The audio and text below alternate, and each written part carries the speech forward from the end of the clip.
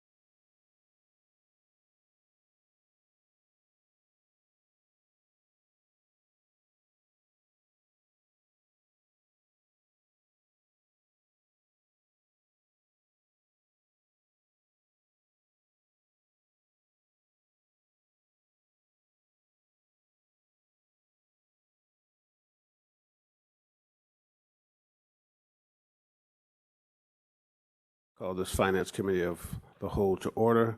Melody, would you do a roll call, please? Councilman Holtz. Present. Councilman Curry. Here. Councilwoman King. Here. Councilman Mishler. Present. Councilman Fish. Here. Councilwoman Hines. Here. Councilman Crabtree. Here. Councilman Hinkie. President Dawson. Present. Okay, this is a Finance Committee meeting of the whole. There'll be no public comment. We're gonna have Mayor Rod come introduce our consultants. They'll go through their dissertation. The council will then take questions, be allowed to ask questions, so please write those down as we move along. And then Mayor Rod will then come finish. So, Mayor Rod. Good evening.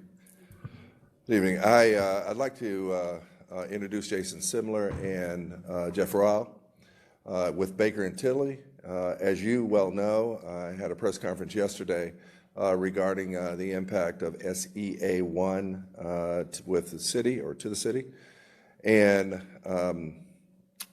Baker and Tilley has been really working feverishly throughout the state with different municipalities.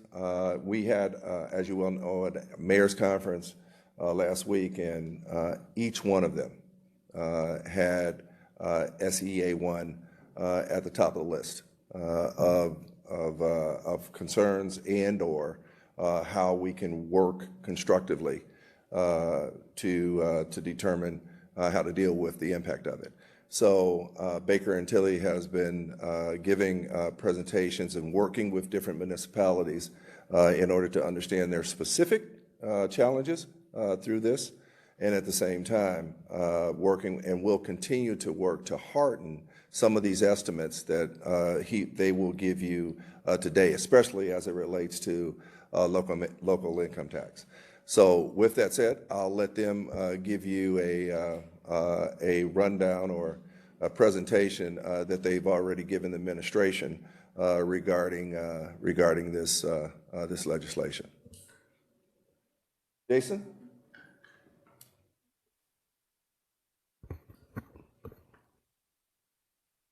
Thank you, Mayor. Thank you, members of the council. As Mayor said, my name is Jason Simler, principal with Baker Tilley, and with me is Jeff Rao. You may have recognized him. I think he's been in front of you a number of times presenting financial information. And as the mayor said, the Senate bill, SCA1, it's kind of all hands on deck for our firm, trying to get the information out to our clients and try to help us prepare with the best information that we have for you guys making some informed decisions going forward. So to hear tonight, what we want to present is just a kind of very high level of SCA1 and some of the impacts that are going to result from the new legislation and how they're going to impact what you're doing, especially as you're working through the budget right now, not only for 2026 but for the next few years to come.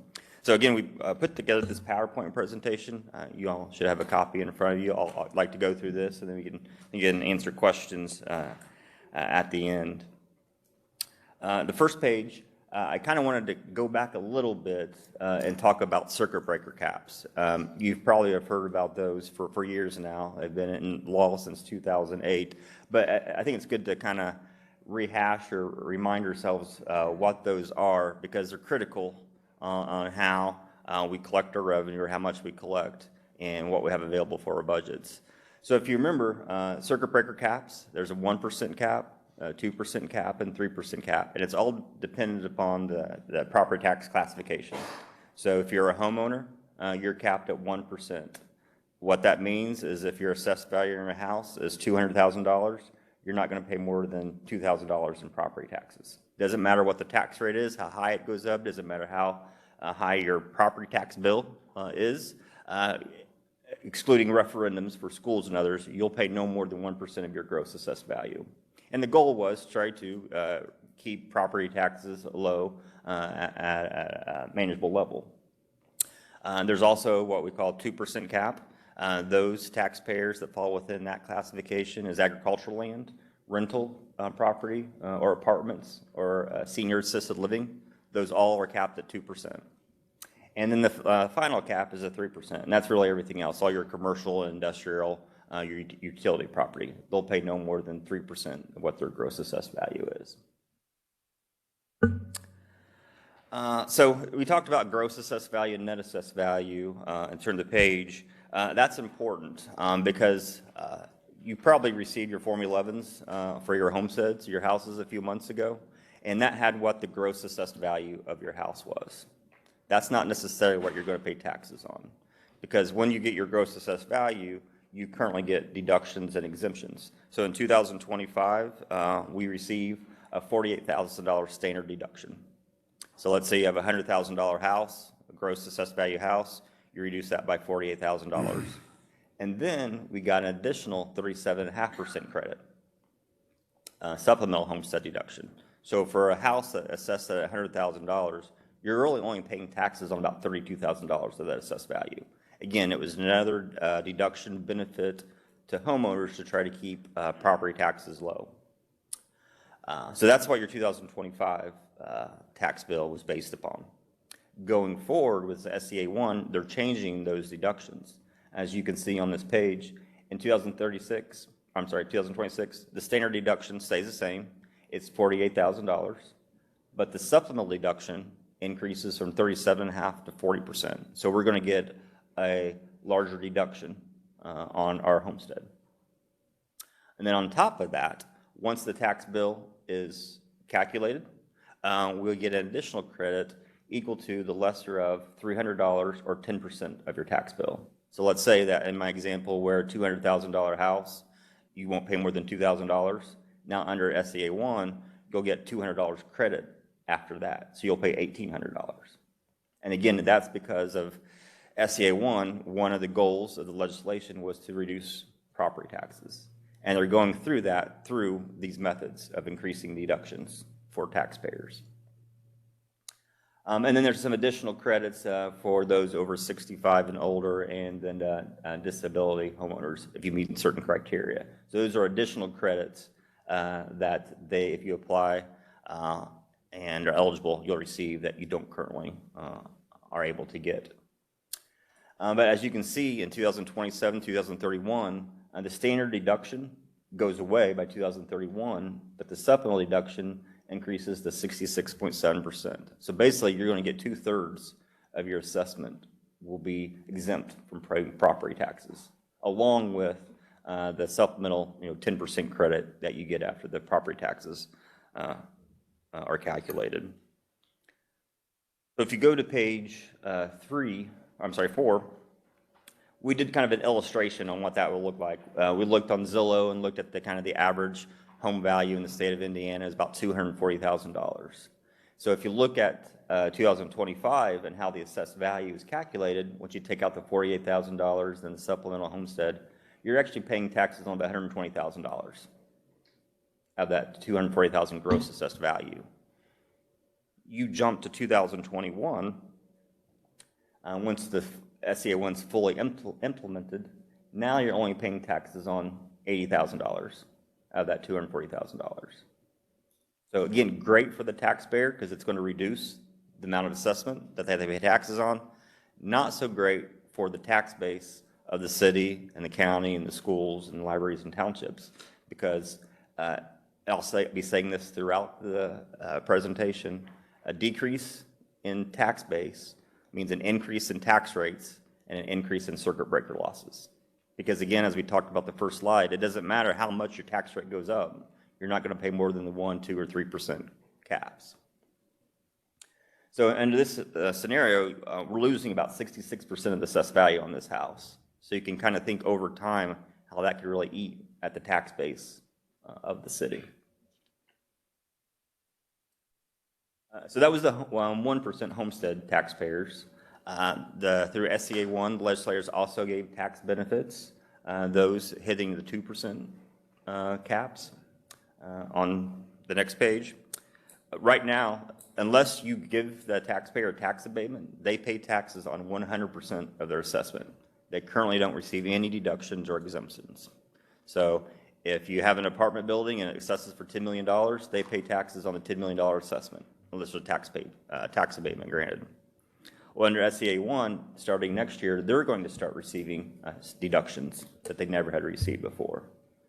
2026, next year, they're going to receive a 6% deduction. But as you can see, that gets phased in until 2031, where they're going to get a third of their assessment deducted for property tax purposes. So again, that's going to decrease your tax base, increase tax rates, and increase circuit breaker losses, keeping everything else constant. The next page, they also gave a tax benefit to the commercial property, those hitting the 3%. And they did that in two different methods. One is what we call the de minimis exemption for personal property. Right now, if you're a company or a taxpayer and you have $80,000 of equipment invested or less, you can file an exemption and not have to pay any personal property taxes. That stays the same for 2026, but in 2027, that threshold increases to $2 million. So if you're a company or a farmer or a taxpayer that has $2 million or less in equipment, you can file an exemption and no longer pay any property taxes. So again, that's basically, people that are paying taxes into the system, into your budget right now, that will no longer have to pay. So if they don't have to pay, that means everyone else has to pay more, unless they're at the cap. And if they're at the cap, that just means more circuit breaker losses that we're going to receive. And then down there at the bottom, the other significant change to the business personal property is the elimination of the 30% floor. And what the 30% floor is, right now in Indiana, personal property or equipment, manufactured equipment, that is taxed in property taxes. A lot of the surrounding states don't tax property equipment. They have other fees and taxes, but they don't tax equipment. But here in Indiana, we have, and we continue to do that. And that equipment depreciates over time, just like your car. If you think about your car, it depreciates, as soon as you drive it off the lot. Equipment, manufactured equipment works the same way. Once you buy it, it depreciates to a certain floor. It can be anywhere from 5% or 15% or 20%, depending upon the type of equipment. But in Indiana, the current formula, at least for 2025, is that depreciation never falls below 30%. So you always pay the greater of the depreciated amount or 30% of cost. So that's kind of where the 30% floor comes in, is you never pay less than 30% of the cost of the equipment. And that was great as far as trying to budget, because there's always at least some tax base there that's not going to decrease. But with what SEA 1 did was any new equipment that's invested as of January 1, 2025, that equipment is no longer subject to the 30% floor. So it could depreciate all the way down to 5% or 15% or 20%, depending upon the life of the equipment. It doesn't impact any existing equipment. And that's because if you probably have followed the legislation over the years, there's always, almost every year, there's a bill to try to eliminate personal property equipment proposed. It's always, has never passed because personal property is such a large portion of our tax base. If we eliminated all the personal property, that would drive tax rates up tremendously, or we'd need some other revenue substitute to fill that lost revenue from the exemption of personal property. So that's why it's never passed. Well, here they've kind of compromised, said we won't eliminate what you already have. We'll just, going forward, not allow that 30% be applied. The fear is, or what will probably happen is, think about it, if you're an existing company and you have old equipment that's subject to the 30% floor, this is going to encourage you to buy new equipment that's no longer going to be subject to those higher taxes. They'll still have to, it might take 3 or 4 years to depreciate below 30%, but after that time, they'll be paying less taxes on that new equipment than they would be on the old equipment. So that's where I think is going to happen, is you're going to see companies that are going to start buying more equipment, or as they replace old equipment, it's going to start deteriorating the tax base that you currently have made up of equipment and personal property. So it's going to be, I think, a phased-in impact as well. One thing that you see, the very last sentence here, it's important because, as you know, the city does have a number of TIF areas. Those companies that are located in TIF areas, they do not qualify for this 30% exemption. They'll still have to pay the 30%. And that was because in a lot of TIF areas, not so much here in the city, but a number of other communities, we do capture the equipment for TIF, and then that TIF is used to pay off bond payments. And they didn't want to jeopardize any outstanding bonds, so that's why they said that any companies in TIF areas still have to pay the 30%. But I kind of see that as a problem because, you know, most companies don't know they're in the TIF area or not. There really should be any benefit, or, you know, it should pay the same amount of taxes whether you're in a TIF area or not. Well, in this case, that's not the case. So you can see, you know, one of your competitors be across the street, be across this imaginary TIF line, and pay less taxes than you do just because you're in a TIF area. So I can see that that might get tweaked in the future. And that's something that I should have mentioned at the beginning. There's, as you can tell as we're going through this, there is a lot of changing occurring. We're just talking about the property tax. We'll be talking about the local income tax later. There is a good chance there will be some tweaks to the bill that we see in front of you. We've been told that this wasn't the final outcome that the legislators wanted. This was just kind of one step to get there. What the final outcome is, I don't know. We'll have to wait and see. So I do think there will be some tweaks. Whether the tweaks are favorable or unfavorable for us, we'll have to wait and see. But based upon what we know now, this is kind of what we're using as trying to project and, you know, plan accordingly. But that's one thing I could see maybe being tweaked. The next slide is just kind of a graph of what I was trying to illustrate and articulate. Is the personal property, you know, right now, again, as you invest equipment, it does depreciate, you know, from 100% down to the depreciation currently. Again, it stops at that 30% floor, but under the SCA 1, it could actually go down to 0, especially utility property. You know, there's some counties that have a lot of utility property that make up a large part of their tax base. Coal, you know, Duke Energy, they could, in theory, depreciate their equipment down to 0. There'll probably be something, maybe 5% for salvage value, but I could see those companies being significantly hurt once they start replacing some of their equipment. The next page, we threw this in here just because I know the city does have TIF areas, and we talked about, and I'll show a graph here again. I'll be singing this song a lot. Holding everything else constant, what we're thinking is this is going to decrease your tax base. It's going to increase tax rates and increase circuit breaker losses. Well, for TIF areas, an increase in tax rates is kind of a good thing. That means we would generate more TIF. Well, the legislators were aware of that, and they didn't want the TIF to get a windfall from this new legislation. So the auditor's office and DLGF will be required to come up with a calculation, a formula that neutralizes all TIF so they don't get a windfall or additional TIF from this legislation. So just something as we work on your TIF areas as well, we'll help monitor and try to make sure that they don't swing the pendulum too far one way and we end up getting less than what we anticipated for SCA 1. The next slide, talk about the maximum levy growth quotient, or MLGQ. As you know, you're currently working on your budget now. That maximum levy growth quotient, as you know, that is basically how much you're able to increase your budget each year. It's given to you by the state, and it doesn't matter, you know, what county you're in, what city you are. It's the same rate for the entire state. Doesn't matter if you're county, city, township, school. It doesn't matter if you're Elkhart County or Vanderburgh County or Adams County. It's all the same rate. Doesn't matter how much your budget is. Doesn't how much you're growing as a community. It's typically based upon the 6-year average of non-farm income. So it's kind of based upon the economy, thinking that as the economy grows, people can afford to pay more. If the economy declines, then that rate declines as well. But as you know, for the last couple years, they've tweaked the legislation to cap that increase to 4%. So as you're working on your budget, you know, your budget can't increase more, or your levy can't increase more than 4% on what we could collect in property taxes. If we didn't have that cap, let's say for 2026, and we just went with the formula that was given per the statute before it was capped, it'd be more like 5.6%. So we could increase our budget by 5.6% instead of the 4%. Again, the legislators are trying to keep taxes low, so they capped it at 4%. They did that again for 2026. So again, for 2026, we can't increase our levy by more than 4%.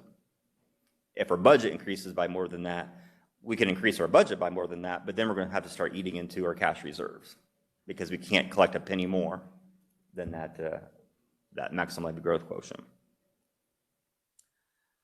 And then supposedly in 2027, it's going to go back to the 6-year average growth non-farm personal income and would be more like the 5 to 6% that we're seeing in the economy. I wouldn't be surprised if next session that they come back and cap it again at 4%, because that's what they've done for the last 2 years. So I know when we do projections for clients, we often cap the increase by 4%. But supposedly right now, next year, we will be able to use a full benefit, whatever that formula calculates. And then in 2029, something else that they threw in there for the council, and it's a few years out, but if you're ever, going in the future, if you decide to increase your levy more than the prior year, there's going to have to be another public hearing for that. So just another procedural process. But really the big thing here right now is that, again, we can't increase our budget by more or levy by more than 4% for 2026.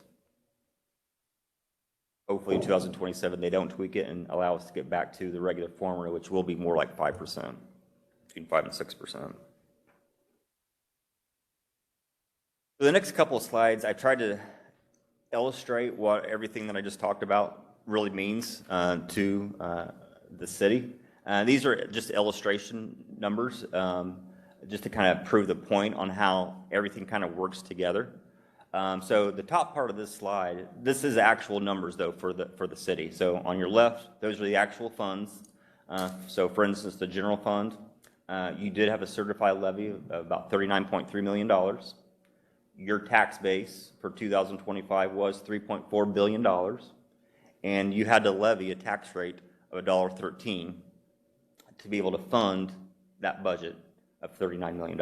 So looking at all your funds, your total levy for 2025 was about $60 million, and the city's tax rate was $1.72. So just for illustration, if we jump to 2031, and we assume that for the next 6 years, your budget increases by 4% per year, again, just thinking that they keep that cap, then your levy grows to about $75 million that you'll be able to levy. And then just for illustration, based upon, kind of looking at all the things that we just talked about, homestead assessments are going to decrease, all the 2% are going to decrease, equipment is probably going to decrease over time. What would it look like if your assessment was 80% of what it is now? And instead of being $3.4 billion, it was $2.7 billion. Then you would need a tax rate of $289 to generate that budget of $75 million. So compared to the $1.72 that you have now, it increased, a little over $1 in that time period to be able to fund that budget. And again, this was just kind of an illustration to show how important tax base really is.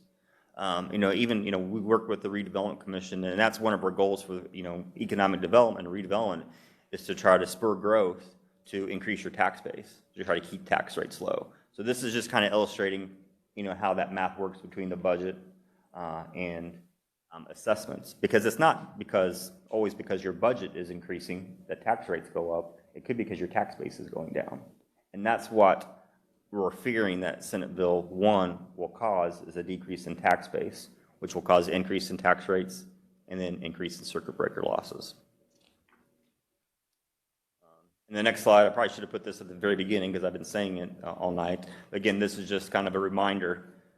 When net assessed value goes down, you have to increase your tax rate to be able to fund that same budget.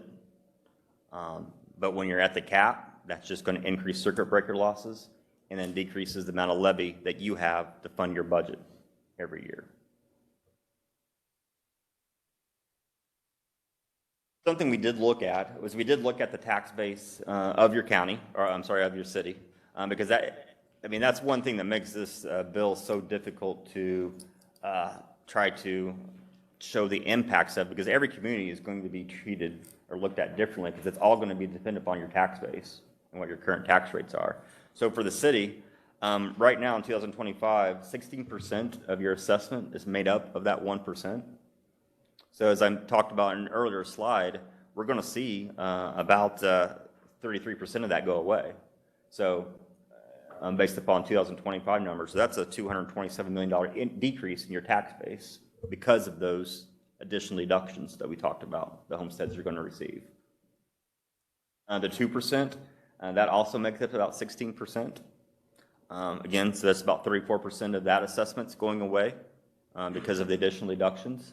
So that's another, $227 million of assessment that we think will decrease because of the new legislation. And then we have 3%, about half of your tax base is made up of the commercial property, and then 17% is made of that personal property. So what's going to be key, and we don't have this information yet, is of that $720 million, how many of those taxpayers are taxpayers who have $2 million or less? Because all of those will no longer be shown in this number going forward.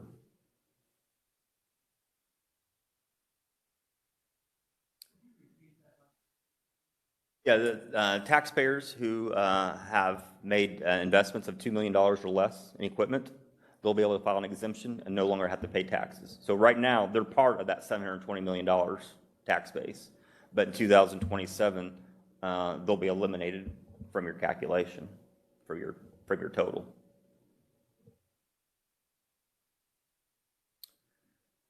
The one thing we did look at is just to kind of, again, for illustration, just kind of show how this works, is this is kind of the last 5 years of your assessed values and tax rates. So in 2021, your net assessed value of your tax base was about $2.7 billion. And it's grown, 2 to 6% per year. In 2022 to 23, we did see about a 10% increase in your tax base, which I think statewide we saw a pretty big increase that year, coming out of COVID and everything. And just like what we would think, as your tax base increases, your tax rate goes down. So it's kind of working how it's meant to work. You grow your tax base and your tax rate goes down. Which is why I'm a fear, if our tax base goes down, our tax rate's going to go up. But just again, kind of shows you, your tax rate has been going down. You guys have been responsible with your budgets. You haven't been spending out of control. As the assessment's going up, your tax rate's been going down accordingly. And then also kind of shows the growth, again, anywhere from 2 to 6% for the last couple years. The next slide, I just want to, and you guys, I'm sure you're probably aware of this, but again, for 2025, the amount of levy per your budget order, your 1782 notice that you get at the beginning of the year was $60 million. But because of the caps that we talked about, you lose 8.5 million, or don't collect 8.5 million of that levy because of the caps that your constituents are receiving. Again, great that they're seeing a reduction in property taxes, but that just means that's $8 million less that you have for your budget to provide services. So you're losing right now about 14% of your levy due to the caps. So the next slide, I kind of took it one step further just to try to help explain again how this works. So again, in 2025, looking at this year, a house that has a gross assessed value of $250,000. The amount of assessment it actually pays taxes on after the standard deduction and the supplemental deduction is $126,250. You take that times the tax rate of the city, which is $3.19. This person's gross tax bill is $4,038.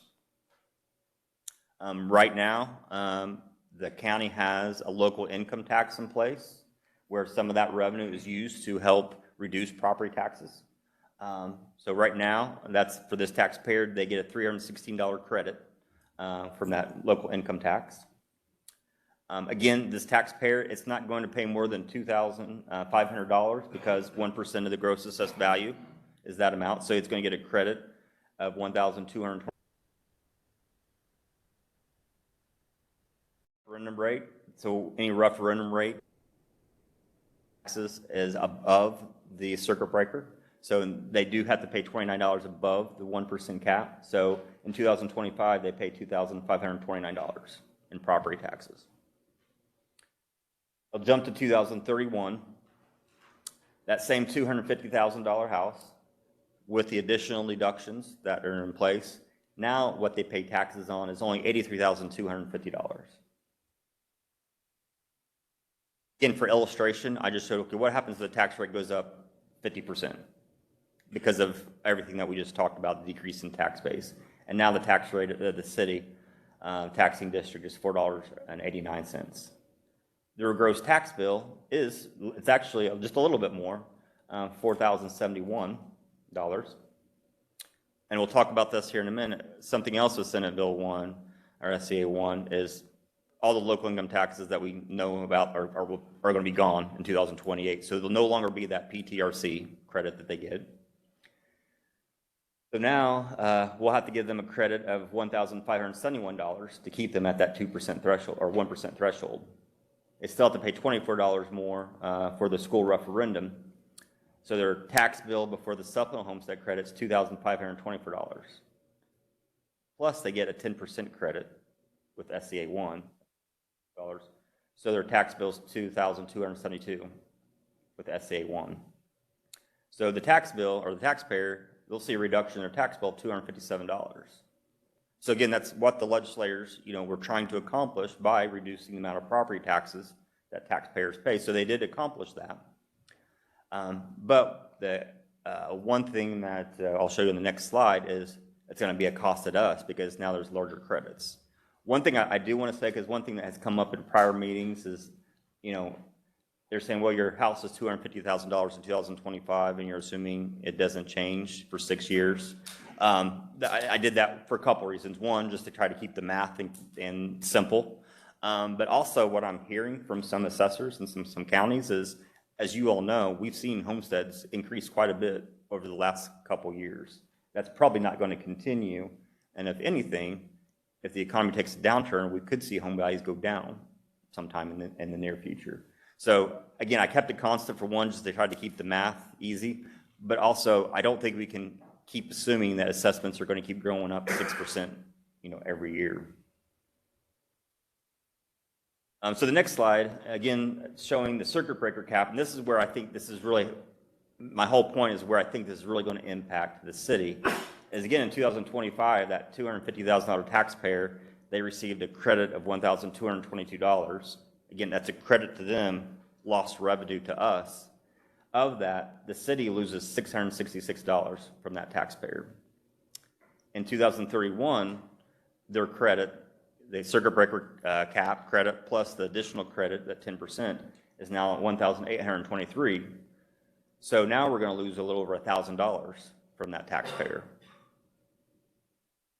If you think about that and take every homestead in the city, and then also all the 2%, you can see where we're concerned that we could be losing, not losing 14% of our levy because of circuit breaker caps, but something larger in the future.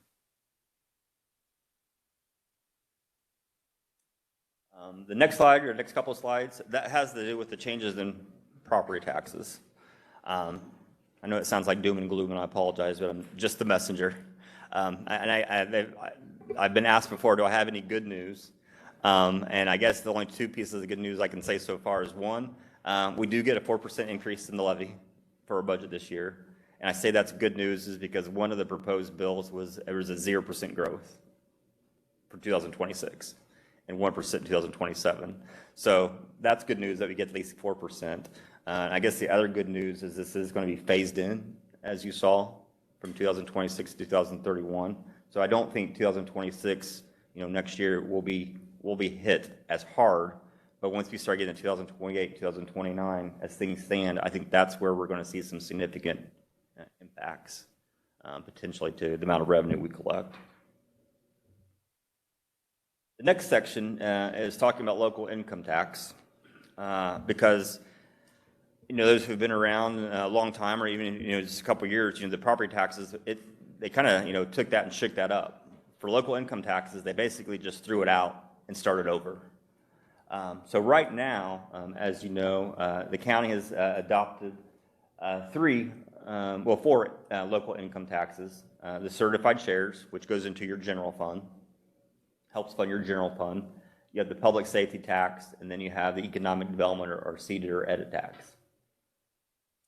So those three right now combine to 1.5%. The county could also adopt a local correctional or jail rate or EMS rate or judicial rate, which they haven't yet.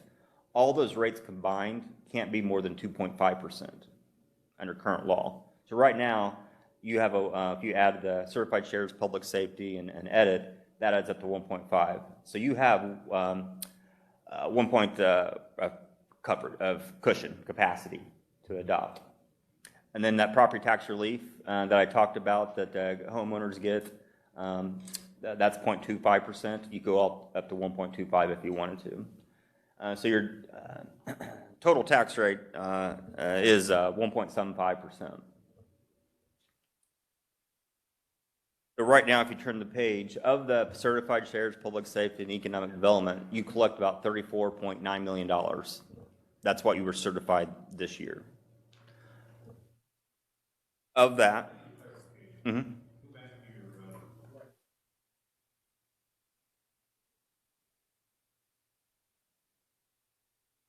of that 34.9 million, if you go to the next slide,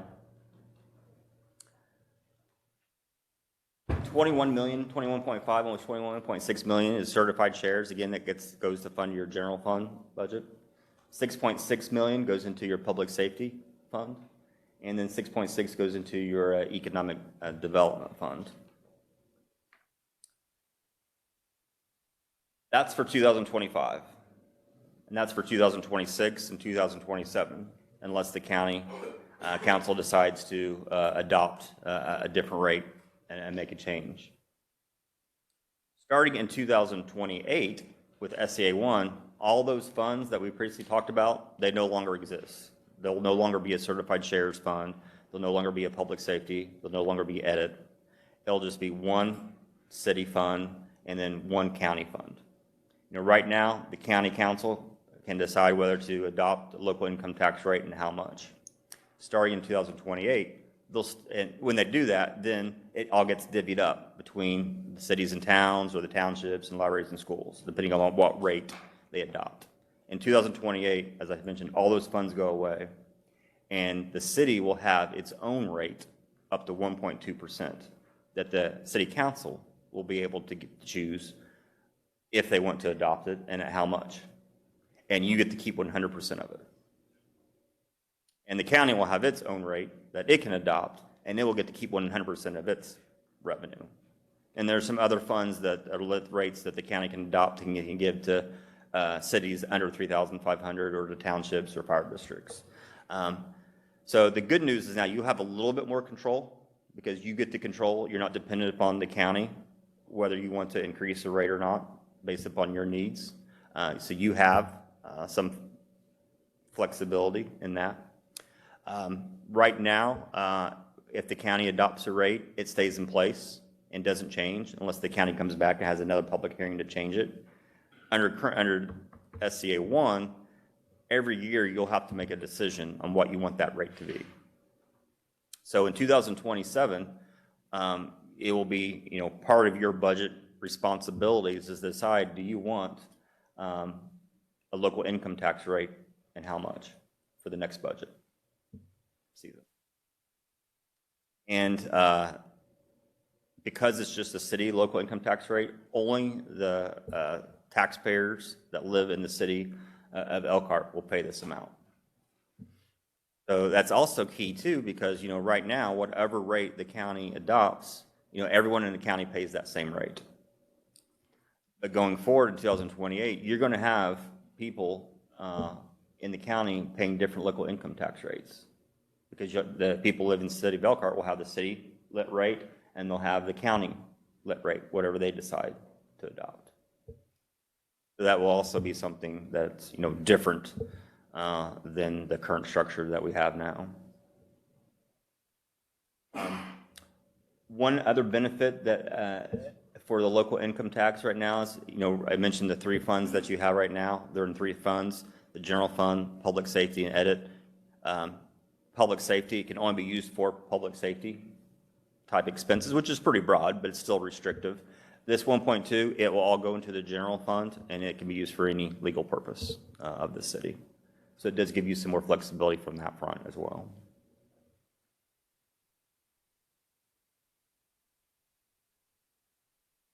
The next slide, we just showed just a little bit of history on how much local income tax that you have collected over the last 5 years. And you can see it has been a steady increase until this year. We did see a little deduction from 2024, but overall an increase in revenues. So what we did on the next page is we tried to calculate how much local income tax you could collect in 2028 if you went to the max 1.2%. Now, I'll be honest with you, this calculation is kind of difficult because the information just really isn't available because we've never had to make this calculation, how much adjusted gross income is collected just in the city of Elkhart. Basically, how much AGI, because that's what the local income tax is based upon, what you report on your property taxes who live in the city of Elkhart. And as you can probably imagine, just because you have the city of Elkhart address doesn't necessarily mean you live in the corporate limits. So there's really no way right now for the State Department of Revenue to calculate what these numbers are for individual cities. They're, I think, working on trying to find a way to gather that information right now. So what we've used, and we've talked to some of the legislations and looked at the best method of trying to calculate the best estimate right now. We looked at the median household income for the city, which is $62,960, and we multiplied it by the number of households in the city of Elkhart, excluded households receiving public assistance and food stamps. So it's about $18,000. Yeah, 18,000 of individuals, homesteads. You take the 62,000 income times 18,000, it's over $1 billion. Take that times the 1.2%, and you can see the estimated revenues is about 14.1 million, which sounds like a lot, but when you compare that to what you're currently getting right now, it's about a $20.7 million shortfall. And just working with the mayor and Megan, you guys were one of the first cities we did this calculation for. But I'm seeing this in a lot of communities where cities are, based upon this calculation, are going to receive less than what they currently are, even if they go to the max. And I hadn't really thought about that, but it all depends, again, where the wealth is. And a lot of times, in the major cities, that's not where a lot of the wealth rides, and it's outside the city. So when I thought about that, this kind of makes sense that under this new calculation, you could potentially see less than what you are under the current calculation. So again, we'll update these numbers as they become information becomes more available. I think AIM, the last time we heard from it might be a year before we get any more information from the Department of Revenue. So we'll keep you updated on that.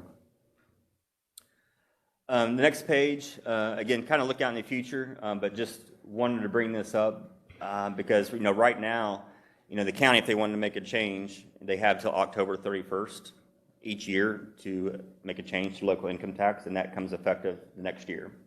So right now, if they wanted to increase the public safety tax, they could have a public hearing to do that, and the county and the cities and towns would get more revenue starting January 1. In 2027. Now it's October 1st. So the city council is going to have to make that decision before October 1st. That's something you don't, I'm assuming you'll want to have some kind of income tax, but you don't want to miss that date because then you'll lose whatever revenue that you could collect from local income tax. And again, based upon the current law, that would be an annual meeting that you would have to have to determine what that rate is.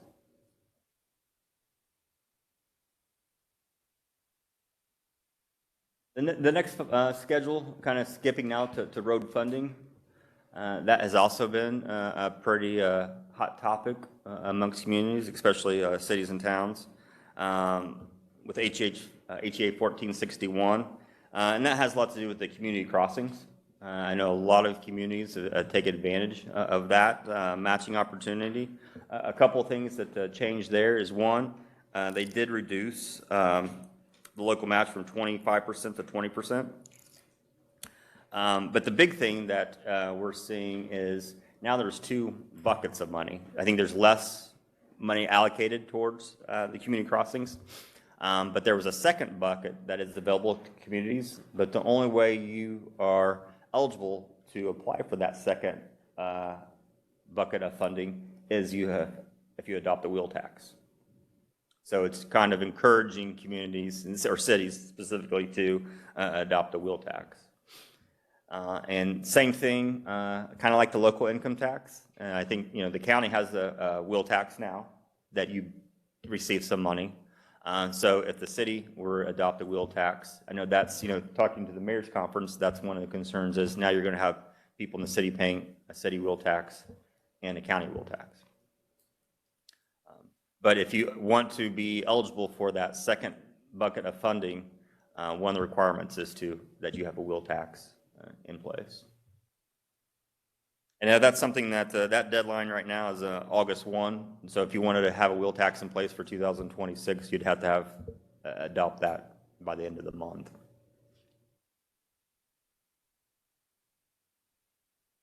Question, where does that second bucket of? Yeah.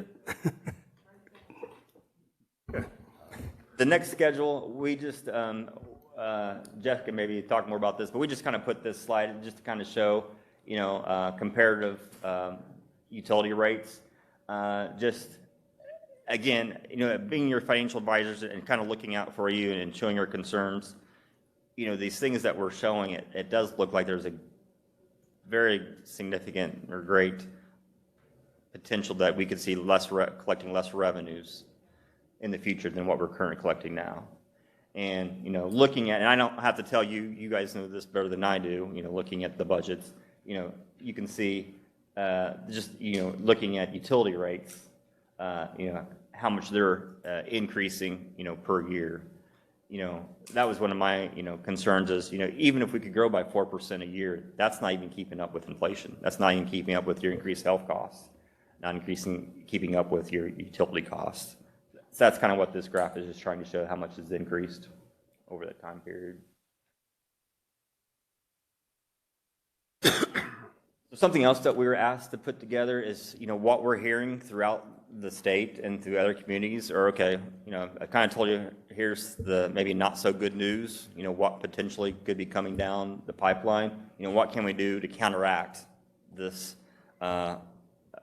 lost revenue or the ability the state has put on us to really kind of reduce the amount that we can collect in the future. So it's kind of what we're seeing in a lot of other communities is, service fees increasing.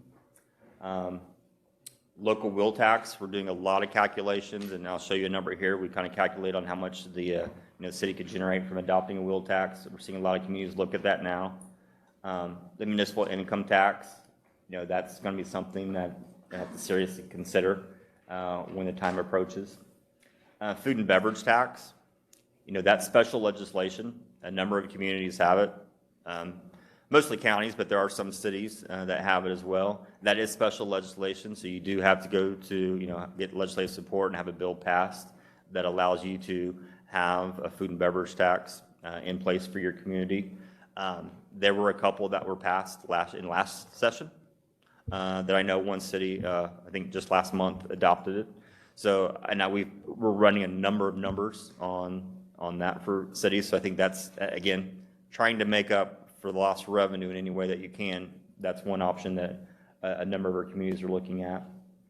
And then trash fees. If communities that don't have one in place, they're seriously considering them, or they're looking at increasing them, because oftentimes in communities that I work at, there may be a trash fee, but it's not really sufficient enough to cover the actual cost of providing that service. And the general fund or some other fund is really subsidizing a large portion of that. So they're taking a harder look on what it costs to provide that service and making a decision whether they need to pass that cost on to the constituents or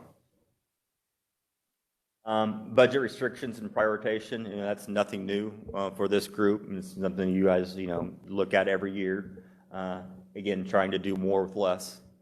It seems like that's what we're constantly being asked to do. And then just alterations to services overall. Do you have to delay certain projects that you may rather want to do because of the limited funding? Or, maybe put some services in front of others that may not be as costly. So those are all things that, the hard decisions that you have to make at budget time and the limited resources that you have. But putting some numbers to some of these options, just to kind of give you an illustration of what we're talking about. Food and beverage, again, this is just showing that if you were to go to the session next spring, and get it passed, you could adopt it in 2026 and start collecting revenue at the end of 2026 and then 2027. And based upon the information that we have, we think that generates about $1.9 million of revenue a year. Now, do I really think in 2027 you'd probably collect that amount? It would surprise me if it would be less, just because it usually takes some time for all the businesses to get online and, paying the 1%. It's usually 1%. I think just about everywhere it's 1% tax for food and beverage. So usually the first year is less than the original estimate because of the time it takes to get everything in progress. But just kind of showing about how much revenue that could be generated from that type of tax. The wheel tax, we did a calculation how much you could potentially generate if you adopted that. There's a wheel tax and surtax.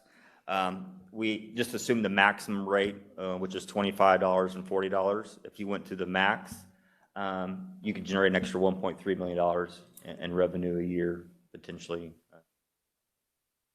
Now, from my understanding, to be able to apply and be eligible for the additional bucket of community crossings that we talked about, which is the kind of the carrot that the legislators are throwing out to encourage us to adopt this rate.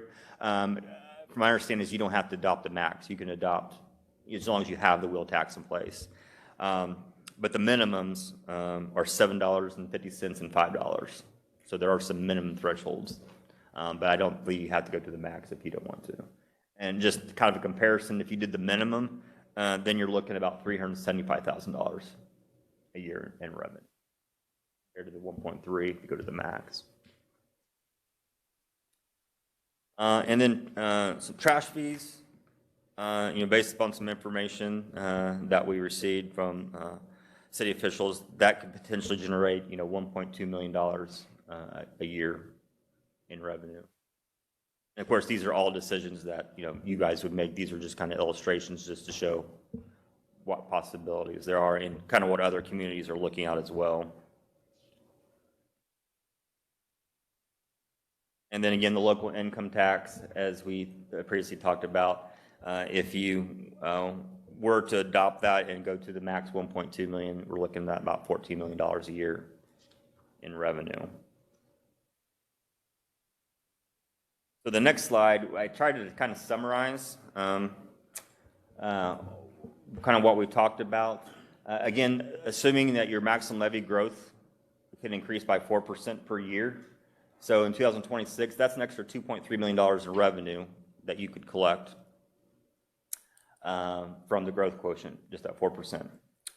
From the impact of Senate Bill 1, so all the things I kind of talked about for the reduction in assessed value, and the increase in tax rates, and the increase in circuit breaker losses, the legislators did have some numbers ran toward the end of legislation, and based upon their estimates at the time, they thought that the city would lose about $1.9 million in revenue from what we talked about. That information is going to change as we get more information as well, but that's the best estimate that the legislators had provided at this time. Again, 2026, we're showing no additional income taxes because you'll just keep getting the $34 million, assuming there's any growth that you're currently getting. Food and beverage option, that wouldn't be available for 2026.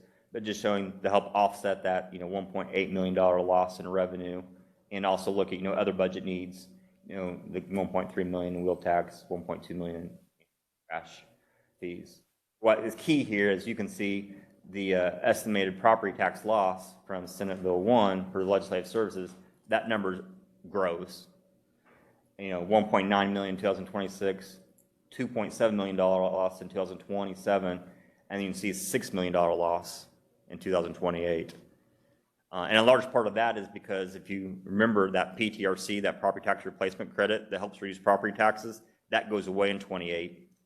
So that means, when I showed on that example where that $300 credit that taxpayer was getting, that basically just all flows to you as additional losses. So that's why 2028 sees such a large increase. And depending upon how assessments grow, that number could just continue to increase into. And it's all going to depend upon what happens with the tax base. And if our tax base continues to grow 10%, 15% a year, that might help offset some of the deductions that we talked about at the beginning of the presentation. But if it doesn't grow, the tax base doesn't grow to help offset that, then you could be looking at these numbers or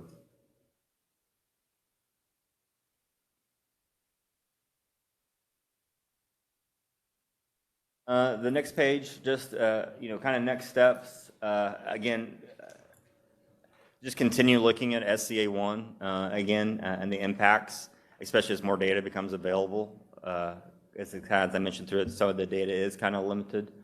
So just kind of keep monitoring that. And, with legislation too, as things get tweaked into the future. Review revenue replacement options, which we've kind of talked about here. Prepare a comprehensive financial plan, which I know we've done that for you in the past. We're currently working on that for you now to help project what additional revenues and what additional expenses may be, not just for your 2026 budget, but for 2027, 2028, 2029. That way you can make informed decisions, this year that you can see what the long-term impacts will be. Because, we've talked about that lost revenue in 2028. What we don't want to do is make some decision right now that looks like, hey, we can afford it through 2026, but come 2027, 2028, we may not have the revenue to be able to afford it going forward. It kind of makes some of those, current decisions based on long-term impacts. Create a formal debt and reserve policy. That's one thing where, with our comprehensive financial plan, I know Jeff's talked about minimum cash balances and having healthy balances. You guys have healthy balances. You guys have done a good job with the limited resources that you have, and you've been able to accumulate, some decent sized balances.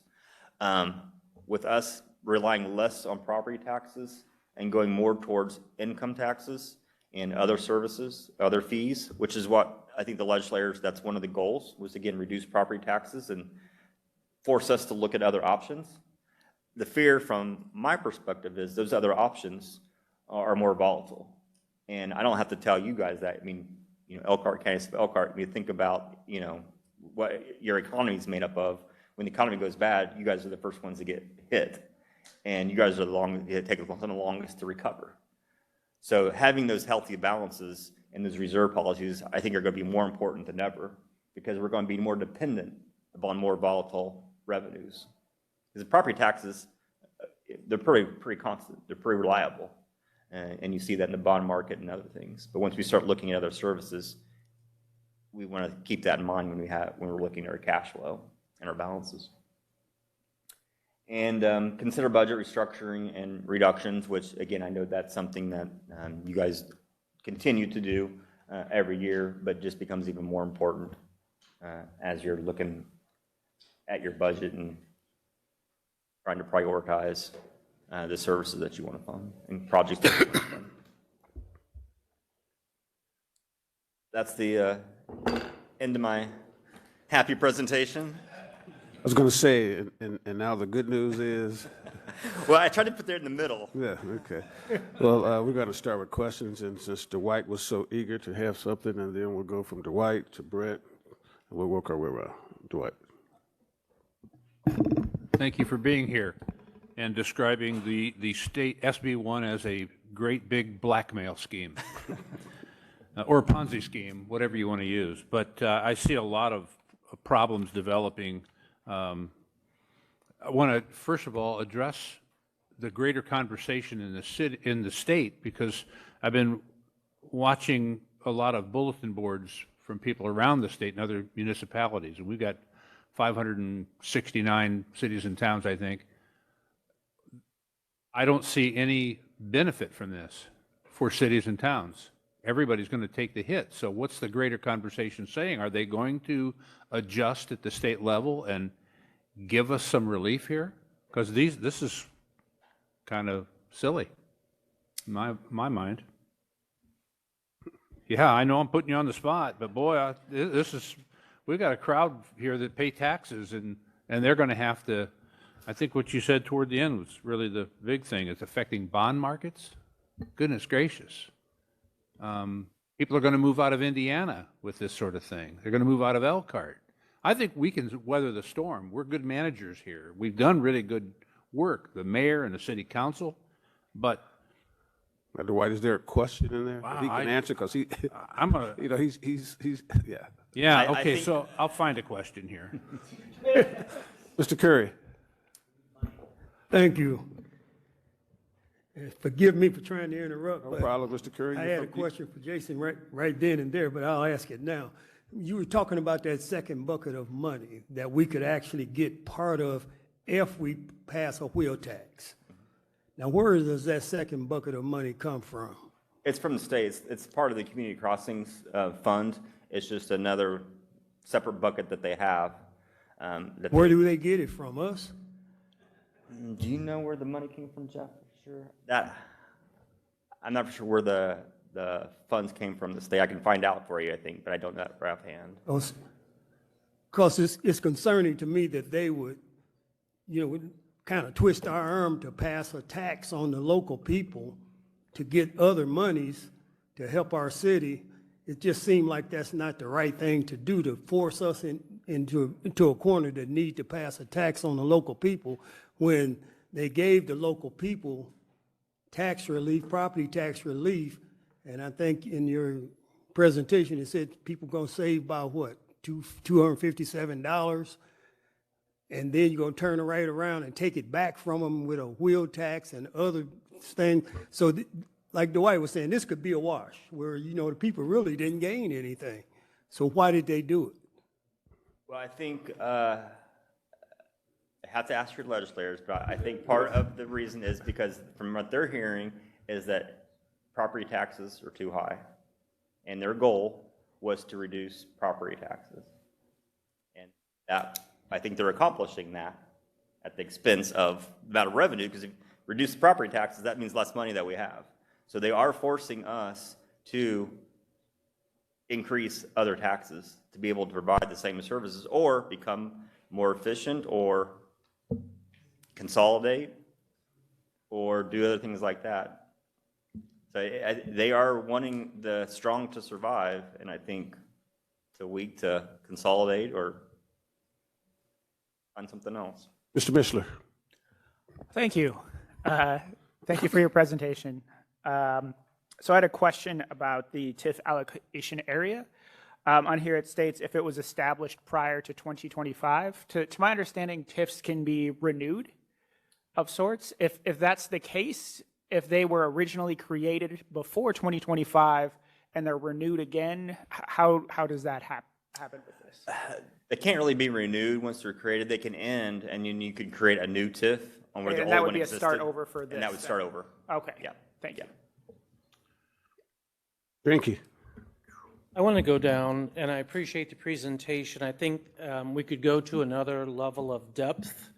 Property tax relief, of course, we talk about home ownership, especially in Elkhart, Indiana, and property taxes without relief actually limit home ownership for a lot of people and the value that they can offer. I would also suggest to us all that we did have studies, and we knew about this thing coming along. We just didn't know the particulars about it.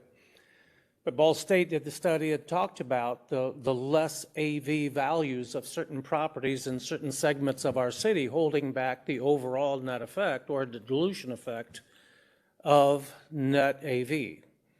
And in Elkhart, that's pretty significant. So we would have a much greater AV had we turned over houses as was suggested and not prop them up so much with CDBG grant money. David, is there a question I that he got can several. answer? Would you please ask a question? And No, Okay, I'll get thank to you. it, Mr. Dawson. thank you.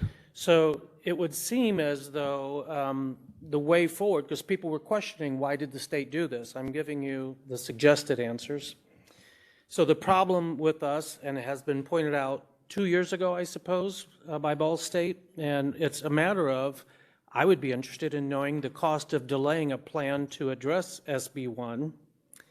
I would have liked to have seen where our percentage of debt load for the city could be calculated to say, you know, when are we retiring that debt and what does it mean to us as far as not renewing that debt as a perpetual way to subsidize our tax base. I think it does, honestly, obligate us, as we have done before, in reducing redundant core services. I would have liked to seen, but it would have to come from the administrative offices, you know, the sale of high-cost, non-core service ideas like our lake property and things that have a high cost and we lose significant dollars on. What is the actual net cost or net loss per year? And that's greater than a food and beverage option. That's greater than a wheel tax. That's greater than a new tax. I agree with Mr. Curry. You know, the goal here was to reduce the cost of living to most of the population. But if we're just going to add another user fee and another tax, we simply negate and exchange one old tax for a new tax. We don't gain anything, and I think we need to look at. The other part, I think, we were supposed to get cash balances this meeting, and that's what was promised out. So, Megan, I'm looking at that, but I would like to know also the exhaustion of our TIF. How much money the city of Elkhart has used and encumbered future TIF dollars for current cost. We have encumbered future dollars to pay for current programs. We did that through the River District. We've done that in multiple areas, and Elkhart has grown its TIF. So what is the suggested impact if we would not renew the TIF? That's what I would like to know as well. We have significant TIF and TIF dollars. I'm just not sure how many of those dollars are available to us, and at what point will they be back and available to us again, since they're being used to manage debt load as well, right? That would be another area of opportunity. I think I don't disagree with SB1 at all. I think that was one thing that said we have an opportunity to fix it for local people based on our local control. That's what was promised. The phase-in, it's over my head. I can't tell you what all that means without numbers in front of us. But I do believe we have plenty, $5, $10, $15 million that we annually have not necessarily purposeful spending, spending that doesn't improve net AV. So we're not going to get a future benefit, we just get a future cost. So I would like to see where we are maybe in comparison to other cities and towns that we would consider to be growth-oriented and in better shape than we are. But without seeing our cash balances, it's hard to know. Carmel, Indiana, for example, it'd be interesting to see comparatively by population where we are with them, even though they have not only a higher AV, but a higher income stream as well. What about Loyot? So if we do the LOIT, is that an ongoing process? Is that a dissolvable tax revenue for us, or do we expect that to be ongoing? The local option income tax is the same thing as the last part of the presentation. The Yeah. the local option income tax load is the same thing as the LIT. Yeah. So that's an annual revenue stream. That is reducing, is minimizing. And so we use that in the city of Elkhart to significantly fund police and fire. We're going to have to make up that revenue for core services. So that takes further money away from the general fund, that leaves less for everything else. Just saying it like it is. Okay. Fish, I'd like to be wrong on this. Fish. So, have they developed any study groups that we might be able to talk with at the state level through the legislature? I know, I know you're, like AIM is very involved. I'm sure you're aware, and I know we work with AIM, and they're trying to get as much feedback as they can, and they have their bullet points where they're seeing, where they think there's some things missing the mark that could be improved upon. So that's the more, one that we're working with most. I know legislators are going around the state right now with their constituents and having public forums and trying to get feedback. But I'm not aware of any. I don't know if Mayor, if you're aware of any.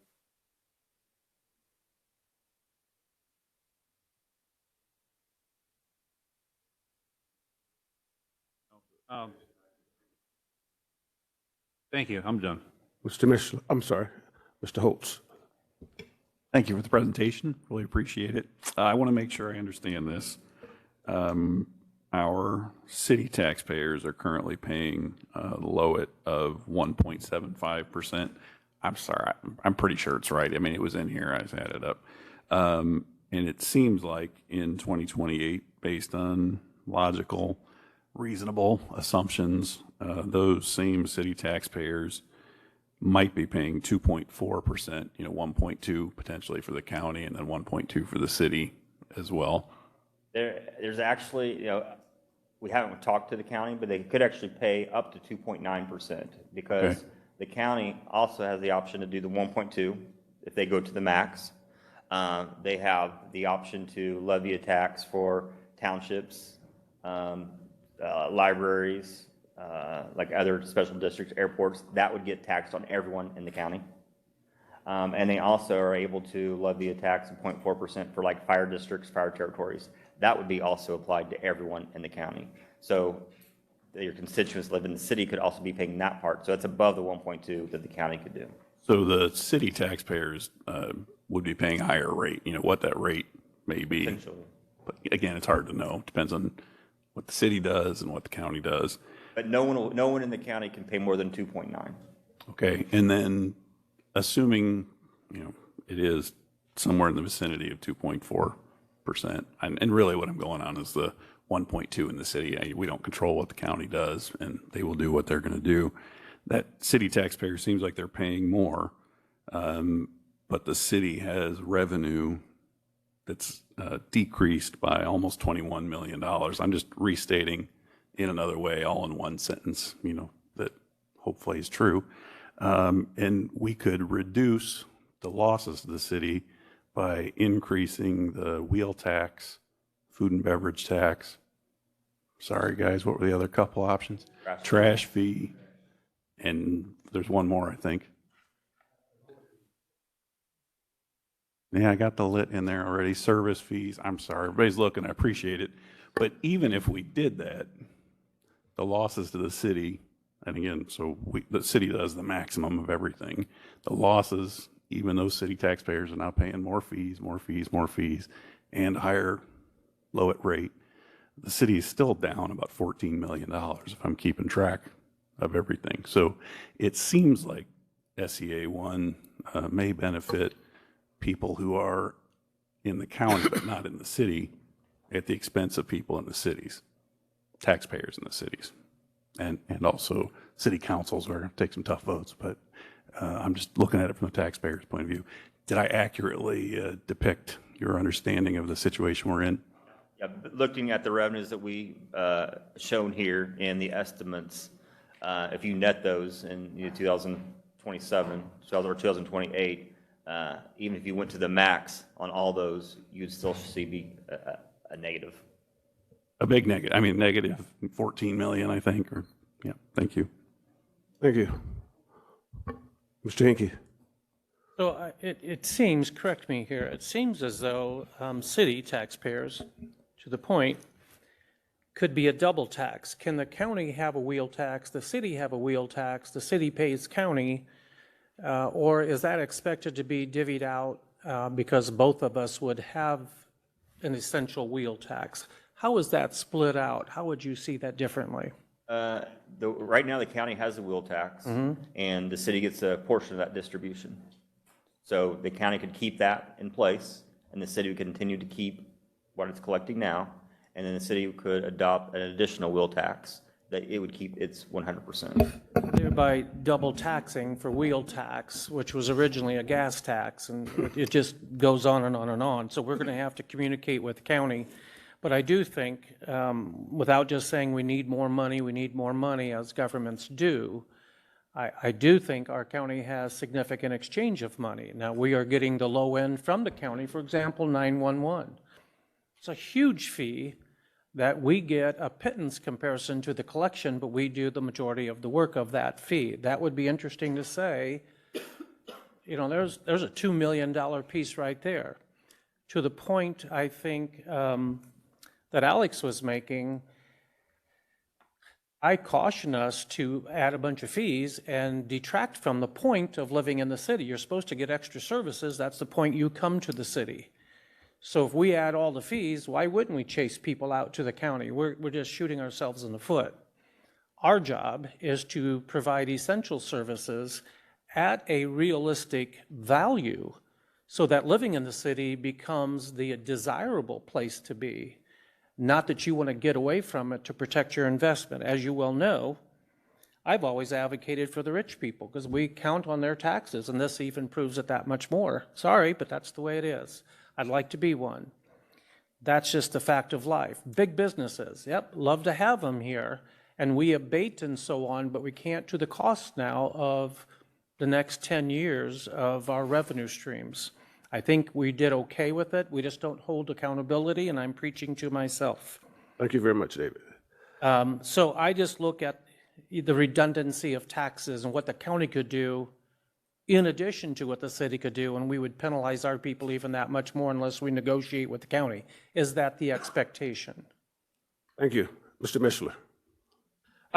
David, I want to thank you for bringing up abatements because that was another kind of question I had on how this will impact our existing memorandums of agreement when it comes to our 3, 5, 7-year abatements after we cross, these thresholds. What can we expect? What can they expect? If we could have some guidance on there as well. But I do want to take a second to just compliment this administration and this council, all 9 of us, for doing a good fiscal job. We are in good health. We have strong reserves.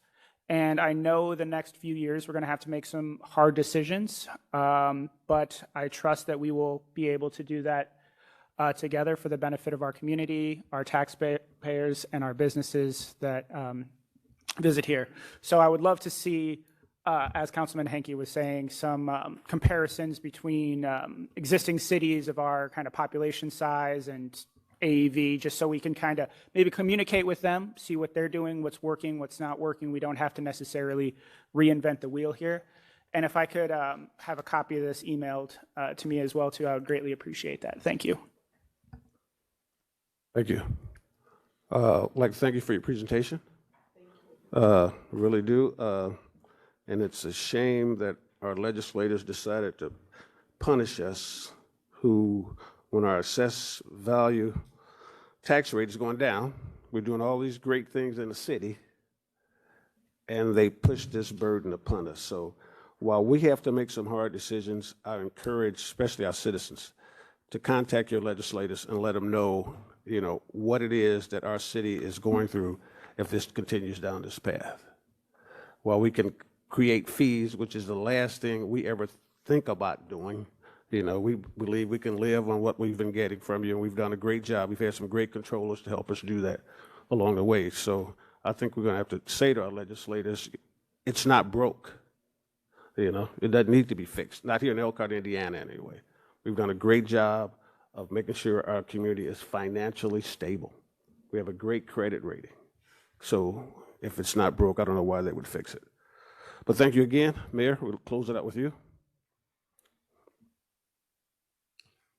Thank you. I'd like to thank Baker and Tilley that we've been working with them for the last 6 years and previous administrations as well. They bring a very creditable voice to this discussion, and obviously you understand the challenge. I think the biggest, and I want to answer Dwight's question as it relates to moving forward, as well as want us to understand a couple things. One, we completely understand the goal of the state legislature, and it was to deal with the property tax relationship and the escalation through inflation in what happened with our property tax bills, assessed values as well. And they accomplished that. And now we need to understand what happens in relationship to replacement. What we had concerns with, and most of the mayors, matter of fact, all of them, not just had concerns with dealing with the property taxes at the level that they did. We understand that. The biggest issue was their relationship with lit. We didn't understand why that needed to be a part of the equation of SEA1. Didn't need to be, but it was. And so our advocacy is literally with respect to the local income tax. And to Councilman Hickey's point, we knew up front, once this occurred and once they gave us the option and actually encouraged us to take a lit perspective, whether it was 1.2 at a max and what some of the other taxing bodies could do, that it would become a double tax upon our citizens as well as the citizens of the county. And we are in the county, so we pay them both. Will tax, same thing. We pay them both.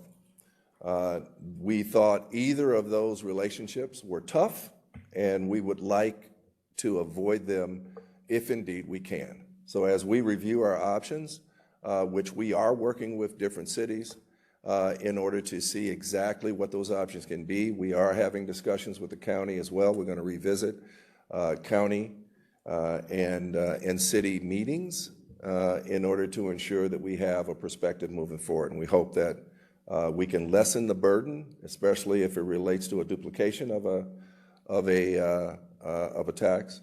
But we want to make sure that our services are still provided as we review how our services are provided. With respect to that, we have meetings next week on Tuesday and on Thursday with the cities inside of Elkhart County, as well as the legislators within our three cities.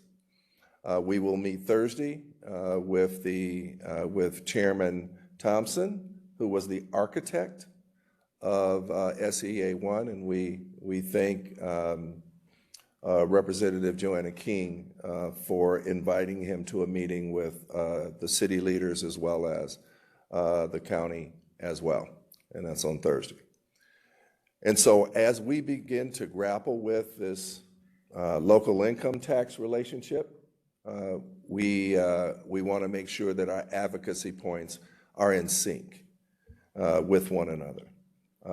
My press conference indicated that, as you can see, as a matter of fact, I should have said 41 million because it's really 24.8 that we stand to lose in local income tax, or we will lose.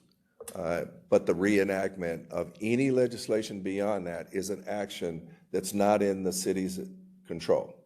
It's in the control of either the council and or the county.